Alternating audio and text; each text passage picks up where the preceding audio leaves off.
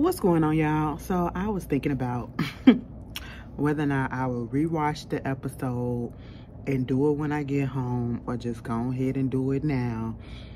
I'm gonna be 100% honest. I may not go like play by play like I usually do, and that's only because, for one, the episode just didn't touch me, okay? And I'm gonna just tell you why. The episode, this is the season finale for season 5 of The Chi, so this is episode 10.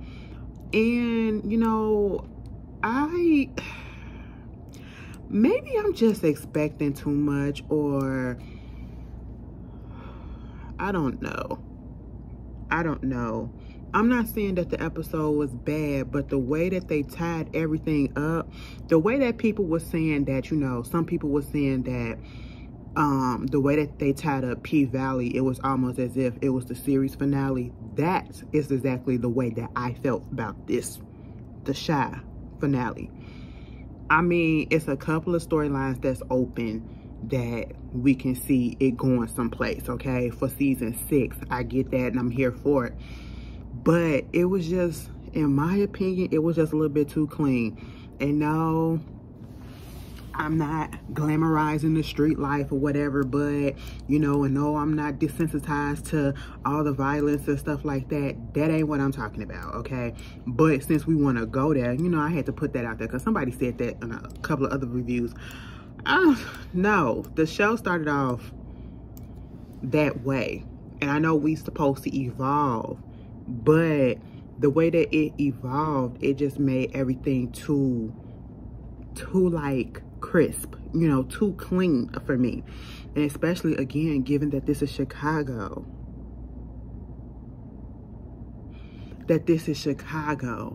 and we know things are not crispy clean just like this. And I know it's fiction or whatever, but still, I need real representation, okay? But it was cute for what it was. It wasn't even much to go deep into like that. Jada and Darnell. Nina, let me just do Kevin, Jada, Darnell, and them, because they all like circle together. We got this whole situation where, you know, Darnell and Jada, they're about to get married. I'm sitting here like, well, damn.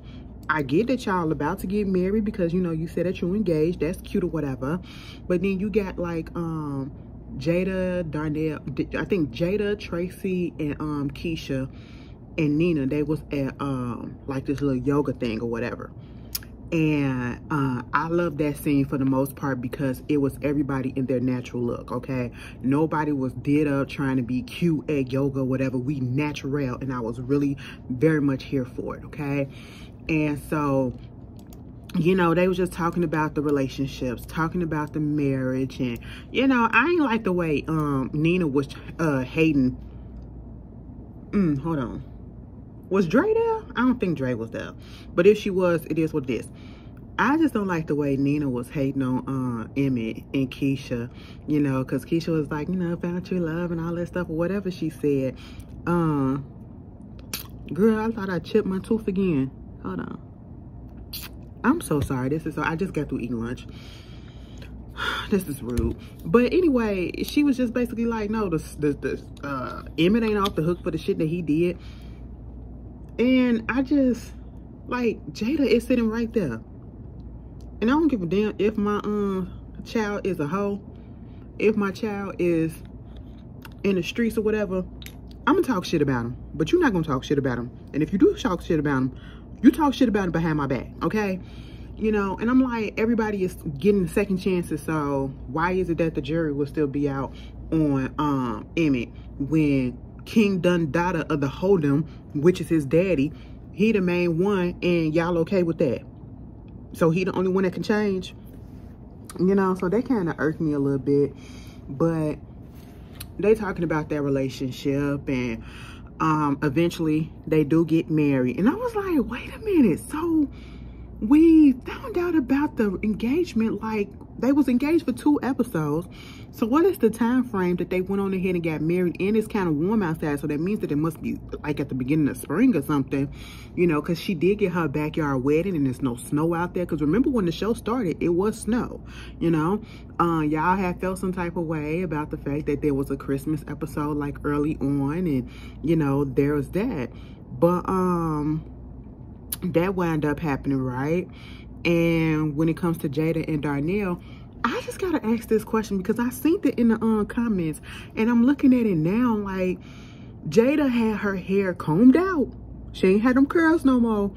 But I'm like, so is that dye in her hair, or is it really just gray hair? And I'm saying, if it is gray hair, is that how old the actress really is, that she's graying like that? Or are they really trying to make her perceive to be older than what she is? And if that's the case, how come? Because Dre and Nina, they were in school the same time that Darnell and Jada was in school. But yeah, when we look at Dre and Nina, we look at them and they look kind of youthful. They look still like they're in their 30s and early 40s or whatever. They don't look old like that. But then when we look at Jada and Darnell, they look like they damn near in their 60s, almost 50s or whatever. That's how they got them acting older like that. So I'm like, I'm confused about that. But Darnell wound up getting her house. I said, all right, that's cute or whatever. You know, the little bungalow houses that we got out here. That's one style that we have. And I was just like, so what about the rest of your kids? Like, this is the thing. I just cannot, I mean, I love you, but I don't know if I can marry somebody that gotta pay child support for 15 goddamn kids. Because y'all know he still got little kids, a whole bunch of them, you know.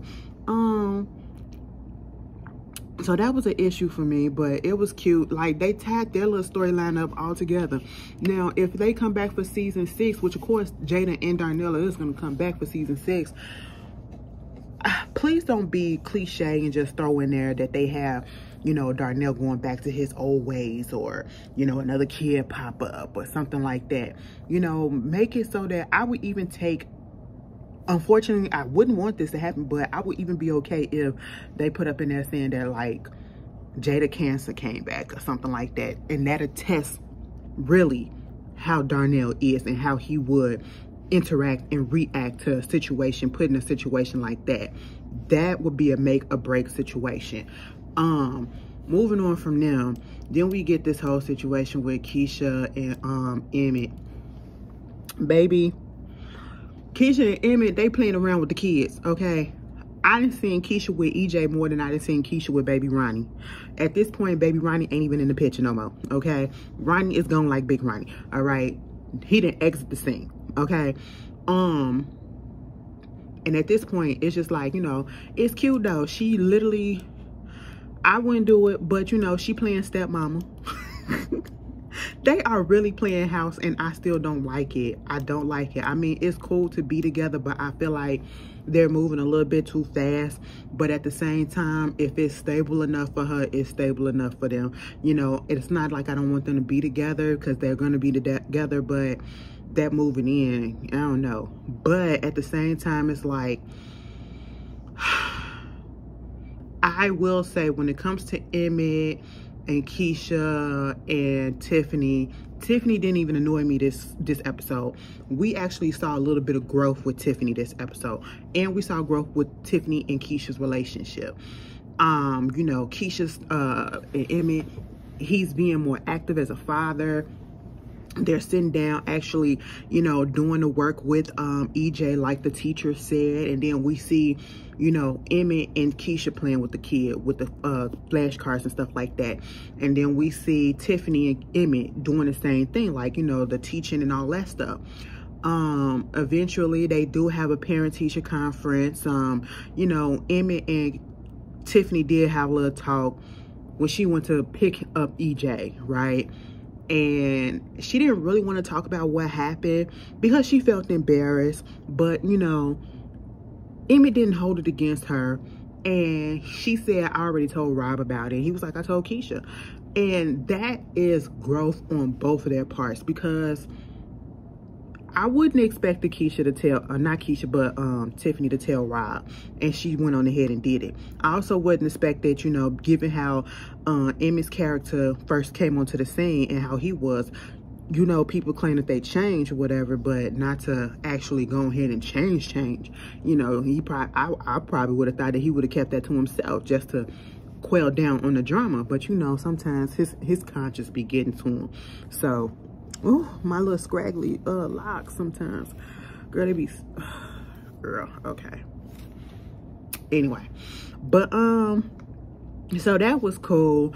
You know, they got a little parent-teacher conference. You know, he was just like, I'm changing and, you know, I'm doing all of this stuff or whatever. And some of the stuff that he's doing with Keisha, he did try to do with Tiffany. And also, you know, honestly, Tiffany and Emmett never should have got married. And we've been saying that since the jump. So, you know, they're all in a good place right now. They even said, I can't believe that we got to this place. They go to the parent-teacher conference. Why is it that all of their asses is out there? I said, what in the double couple? Is this a double date type of situation? That's what they was getting. Girl, I have food up in my tooth, and y'all ain't say shit. But anyway, I got to set up a dentist appointment. Still ain't did that. Just been so busy. But, you know, they get there. I'm looking like, why are everybody there? Why is Keisha and Rob there? But they all came in with the teacher. And, you know, the teacher was like, they see improvement in EJ. And, you know, Keisha was just taking the realms. I mean, she was like, yeah, me and EJ, you know, we be doing flashcards and he be doing this and he be doing that. I said, damn, is you the mama or is it Tiffany? Tiffany, I was waiting for Tiffany to say something like, damn, bitch, I'm his mama, okay? You not. But that didn't happen. And then it was this program that they want him to do where they're going to have more people around him to help him learn at his speed. So I'm not going to say that he's like autistic or whatever. He's probably a little delayed, just a little bit. He's a little bit behind and he's trying to catch up, you know, so they're just going to give him a little bit special attention. But Keisha knew all about that, right? So this in turn let the teacher ask her if she want to be a teacher's assistant, okay, because she seems to care about the kids, which was a good thing that she came, I guess. So now she got a little job.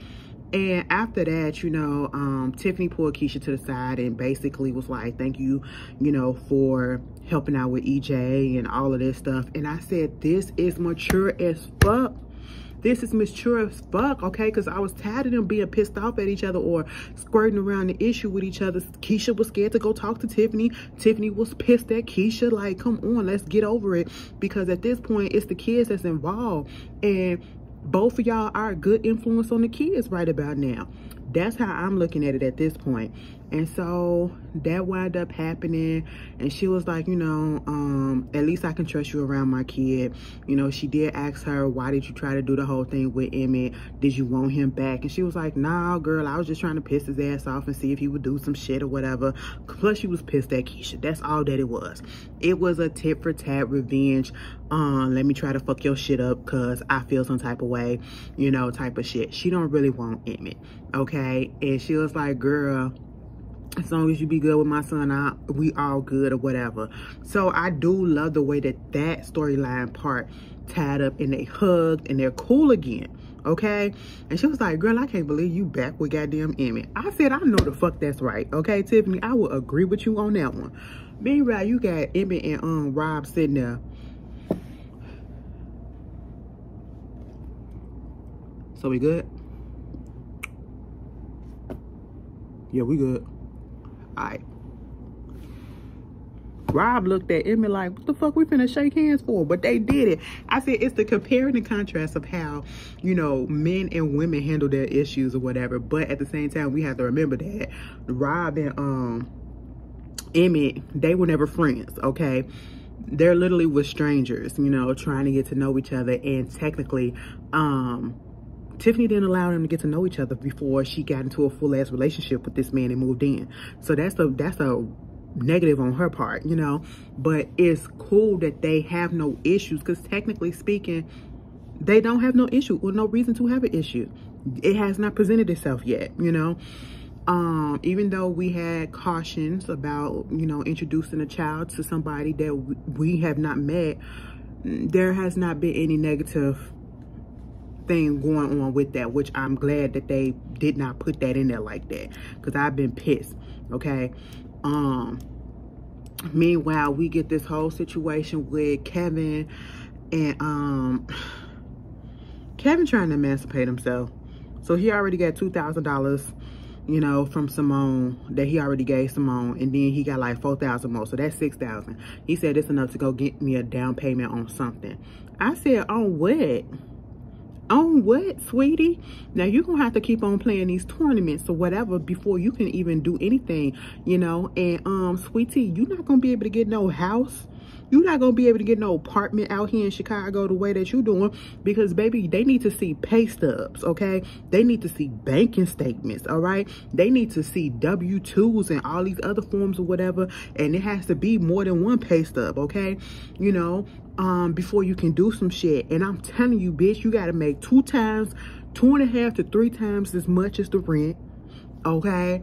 Plus you gotta think about getting furniture, you know, food for yourself, household appliances, clothes, and, you know, doing this every goddamn month and paying all your bills. That is what goes into being on your own. And Kevin hasn't thought this through. He just don't like the fact that, you know, Nina, and he feel like Nina and Dre be all up on him and all that stuff, and he ain't got no freedom.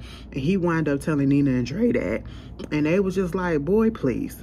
He was like, I can get emancipated.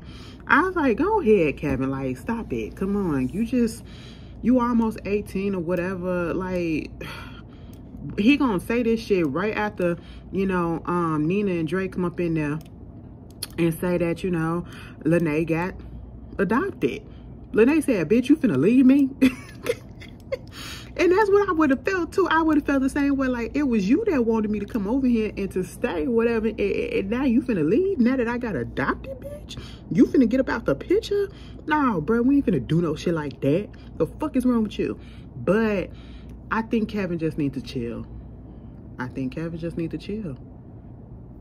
He don't know. These kids be wanting to grow up so damn fast. It don't make no sense. And speaking of kids growing up fast, this whole situation with Gemma and Maisha, it's cute, but I'ma need them to be realistic, okay? This storyline, honestly, I can do without the direction that they're going. When I say that, it's because it's not realistic in my eyes. I mean, I'm pretty sure it's probably happened before, but having kids manage kids or teens manage teens and have no experience, and then Gemma trying to get a job because she need money, trying to work down there at Smokies or whatever, trying to get Maisha signed and trying to get her seen by this person, that person, but she really don't know nobody, and then going to her dad to use her college money to, you know,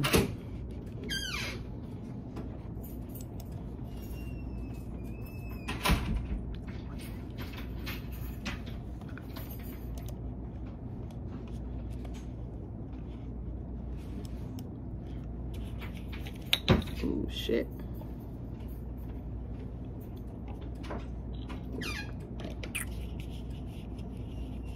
Anyway, that was my coworker. Anyway, to use her college money, okay? She came in and came right back out because she saw I was recording. Anyway, to use her college money to help fund and manage Maisha. And I'm like, what? Now I understand that you claim that college ain't for you no more. In a way that I honestly don't think I really like the direction that they're taking Gemma. Like, Gemma went from being all about academics and all this stuff, and then all of a sudden she started hanging around with Jake, and it's like, oh, it's opened up a whole new world, and college ain't really that important and all this stuff, and that was your dream, daddy, and this is mine, and all this shit.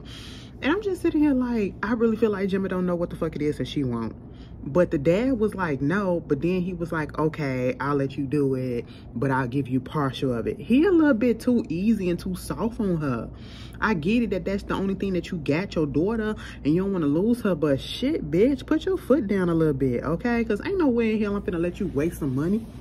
Granted, it could work out, but shit, bitch, ain't nobody got time to play no game of Risk. at this day and age right now, y'all too young for this, okay? You know, but it was cool that Maisha song did get played on the radio. Jake and Jabari, baby, I don't know what the fuck Jake was doing, but he pulled up somewhere and Nuck was outside, and he was up in Victor's car.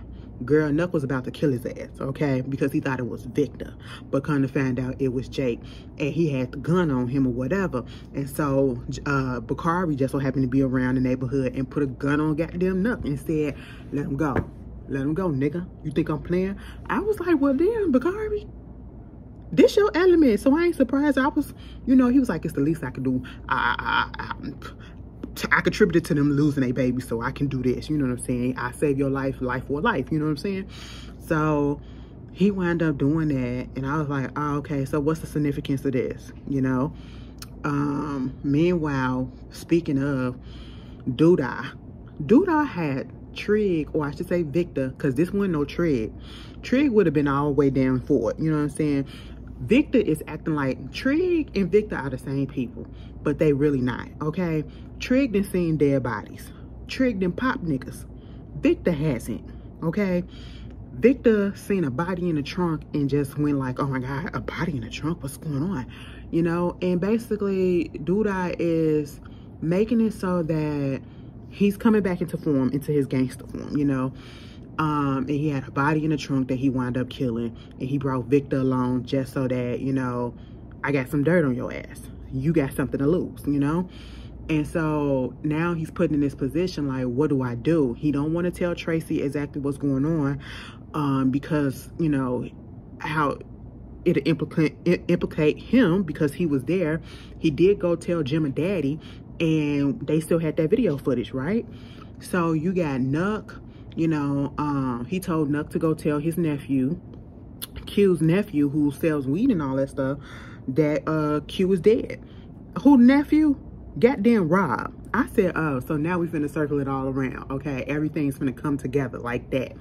I said, well, all right. Meanwhile, Jim and Daddy went on ahead and put that video out. He went on ahead and put that video out of him getting his ass whipped by Douda, okay? And Tracy was just over it.